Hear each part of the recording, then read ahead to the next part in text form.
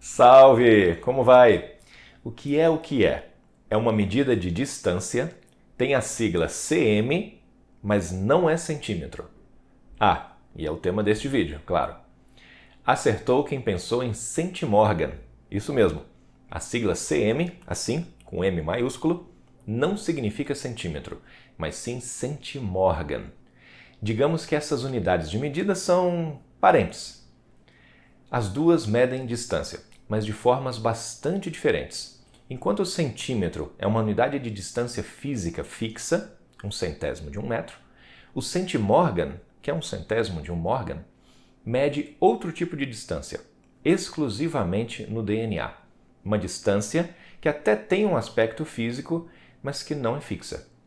E, na verdade, essa distância nem é o foco da medida, é uma consequência. Ela é medida indiretamente. E ao contrário do metro, o morgan já nem é mais usado. Já o centimorgan, sim, é muito usado porque é muito útil, como nós vamos ver aqui nesse vídeo. Esse vídeo é o primeiro sobre centimorgans, em que a gente vai entender direitinho o que esse termo significa, para que depois você consiga aplicar esse conhecimento na busca de parentes pelo DNA.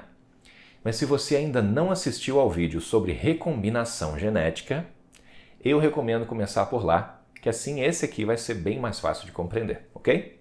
Então, vamos começar do começo. Eu poderia te explicar de uma maneira mais rápida, direta, simplificada. Esse vídeo seria curto e você até ia entender o conceito. Mas esse é um conceito importante, então eu prefiro te passar uma explicação mais completa.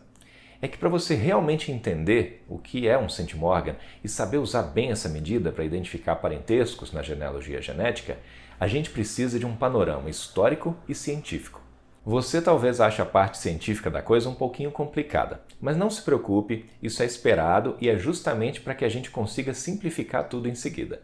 Você não precisa se preocupar em gravar esse contexto. Se tudo der certo, no final você vai entender perfeitamente e nunca mais vai se esquecer. Então, confia em mim, me dá a mão e vem comigo. O nome dessa unidade de medida do DNA é uma homenagem ao cientista americano Thomas Morgan, que nasceu no século XIX e morreu em 1945. Ele era um estudioso da genética e venceu o Prêmio Nobel de Medicina em 1933 por ter sido a pessoa que desvendou o papel dos cromossomos na herança genética. Cromossomos, lembra disso. Ou seja, é por causa da descoberta desse cara que hoje a gente consegue investigar parentesco pelo DNA. Então, uma salva de palmas para o Dr. Morgan, por favor. Lógico que, como diria Isaac Newton, Morgan viu mais longe por estar sobre ombros de gigantes, ou seja, porque partiu de descobertas feitas anteriormente por outras pessoas de destaque científico. Então nós devemos nossos agradecimentos não só a Morgan, mas a todas essas pessoas brilhantes que pavimentaram o nosso caminho até aqui. Mas voltando ao ponto, com a ajuda da mosca da fruta, a Drosophila melanogaster, Morgan descobriu que nem toda herança genética obedece fielmente às leis de Mendel. Gregor Mendel é um dos gigantes que emprestaram o ombro a Morgan. É que o Mendel é considerado o pai da genética, porque com a ajuda de ervilhas, ele descobriu ainda lá no século XIX como as características físicas são transmitidas a cada geração. Entretanto, algumas décadas mais tarde, o Morgan percebeu que essa herança genética algumas vezes era um pouquinho mais complexa do que Mendel tinha previsto. O Morgan observou que algumas características tendiam a ser herdadas juntas. Por exemplo, a cor das drosófilas e o tamanho das asas delas. Por que será? Você tem uma teoria? Você tem condições melhores do que Morgan para responder a essa pergunta, especialmente se você tem acompanhado os vídeos aqui do canal. Então, se quiser, pausa o vídeo agora para pensar e depois clica play para a gente continuar. Vamos lá. Se você imaginou os cromossomos, se você vislumbrou aquelas fitas de DNA com as imensas sequências de letrinhas, talvez tenha matado a charada. Algumas características tendem a ser transmitidas juntas a cada geração simplesmente porque estão próximas uma da outra nos cromossomos. Faz sentido? Pensa comigo, as letras do DNA não ficam distribuídas de forma completamente aleatória na célula, como se fossem uma sopinha de letrinhas. elas ficam enfileiradas uma após a outra nos cromossomos, como se fossem bandeirinhas de festa junina coladas em barbantes. Mas, assim como você tem mais de uma linha de barbante enfeitando a festa junina, o DNA também tem mais de uma fita nas células, lembra? Cada cromossomo é uma fita separada. Então, se quando a festa termina, você quer retirar os barbantes com as bandeirinhas e guardar para a próxima edição, ou para a próxima geração, pode ser que em alguns pontos essas fitas se embolem e você precise cortar e remendar, né? Pois é exatamente o que acontece com os cromossomos homólogos, como você deve ter visto no vídeo da semana passada. Se uma fita arrebenta quando está se organizando para a próxima geração, ela pode acabar remendando com a fita ao lado, e isso é bastante comum.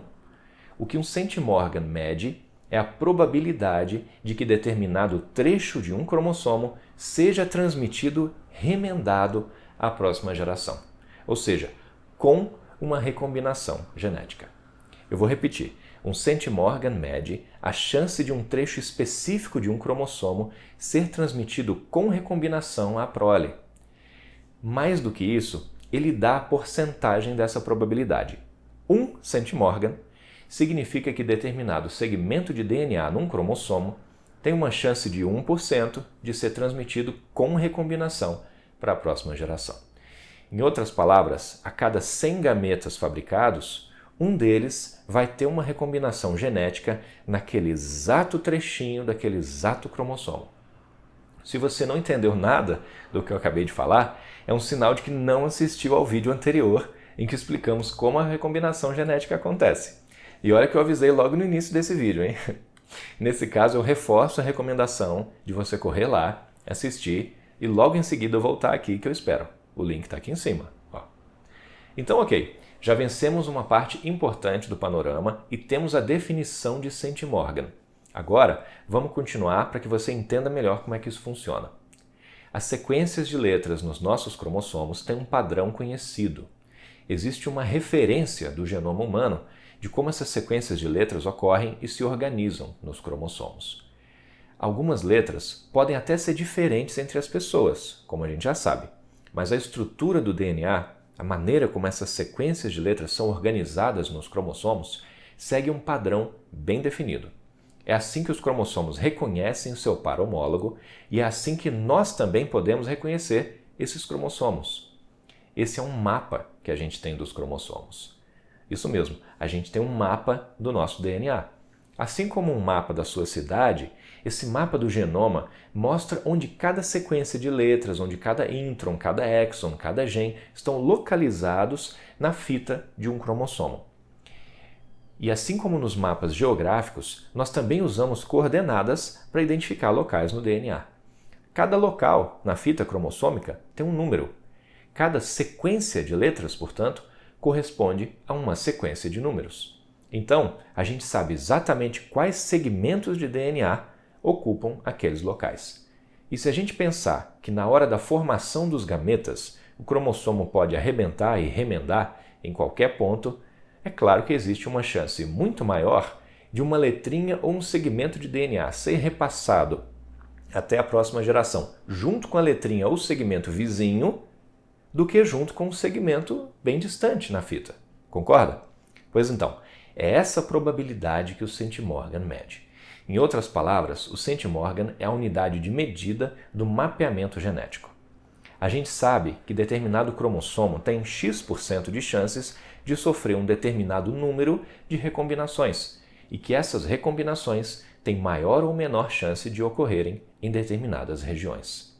Então, a gente também sabe quantos centimorgans esse cromossomo tem. Percebe? É por isso que um determinado segmento de DNA pode ser medido em centimorgans. Ele pode ter 1, 2, 7, talvez 30 centimorgans, se for um segmento extenso, ou mais. Pode até ser um cromossomo inteiro, por que não? Você não compartilha cromossomos inteiros com seus pais? Mas cromossomos diferentes e também trechos diferentes nos cromossomos têm probabilidades diferentes de recombinação. Então isso significa que, na teoria, cromossomos diferentes têm centimorgans com comprimentos diferentes e também têm quantidades diferentes de centimorgans, até porque os cromossomos têm tamanhos diferentes também, né? E quem assistiu ao vídeo da semana passada deve se lembrar que o DNA nos óvulos tende a ter mais recombinações do que o DNA nos espermatozoides. Ou seja, em outras palavras, o DNA nas mulheres tem mais centimórgãs do que o DNA nos homens. Mas isso é só na teoria. Na prática, a gente simplifica essas coisas e trabalha com médias. Até porque seria meio caótico se a gente fosse tentar ser preciso demais com isso, né? Imagina só a confusão que seria procurar parentes pensando em todas essas variações teóricas. Não só seria bastante confuso para nós, humanos, mas também para os algoritmos. Porque quando eles analisam o DNA de uma pessoa, eles ainda não sabem que trecho veio de qual ancestral, que trecho veio da mãe, ou do pai, ou da mãe do pai. Enfim, seria inviável trabalhar dessa maneira. Então é por isso que a gente trabalha com uma média. Na genealogia genética, a gente não diferencia as quantidades de centimórgãs entre homens e mulheres. E a gente também não diferencia os tamanhos dos centimórgãs, nem por sexo e nem por cromossomo. Em média, um centimórgão corresponde a cerca de 1 milhão de pares de bases.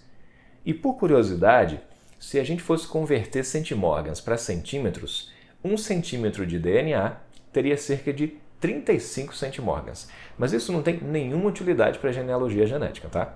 O que tem utilidade é que a gente usa, então, um tamanho médio fixo para facilitar as comparações. Mas por isso mesmo, cromossomos diferentes continuam tendo números diferentes de centimórgãos, por causa da diferença de tamanho entre esses cromossomos, da quantidade de letras que eles têm e que costumam se refletir nos arquivos de DNA que as empresas fornecem. Ok? Então, os centimórgãos não medem apenas a distância entre locais no DNA. Eles também podem medir a distância de parentesco. Exatamente. Você entendeu o que são centimórgãos? Agora que você tem todo o contexto histórico e científico, a gente pode finalmente chegar na definição simplificada do termo. E a sua compreensão será bem mais completa do que se eu tivesse pulado direto para esse ponto. Os centimórgãos medem uma quantidade de DNA. Ou seja, eles medem segmentos de DNA. Segmentos são sequências de letrinhas enfileiradas. Então, existem segmentos maiores e segmentos menores. Segmentos com mais letrinhas ou com menos. E você tem segmentos de DNA em comum com seus parentes, é claro. Quanto mais próximo o parentesco, maiores tendem a ser o tamanho e ou o número dos segmentos compartilhados. Em outras palavras, o total de centimórgãos que você compartilha com alguém indica a distância, ou proximidade, né, do parentesco. Então, quanto mais centimórgãos você tiver em comum com alguém, mais próximo será o seu parentesco com essa pessoa. Ficou claro? Maravilha! Com isso, eu finalmente te expliquei de forma completa o que é o centimórgão. Agora, para garantir que você entendeu, vamos ver como a gente usa esse conhecimento na genealogia genética? Vamos, mas no próximo vídeo. Hoje a gente fica por aqui, que já foram muitas informações complexas de uma vez só, né?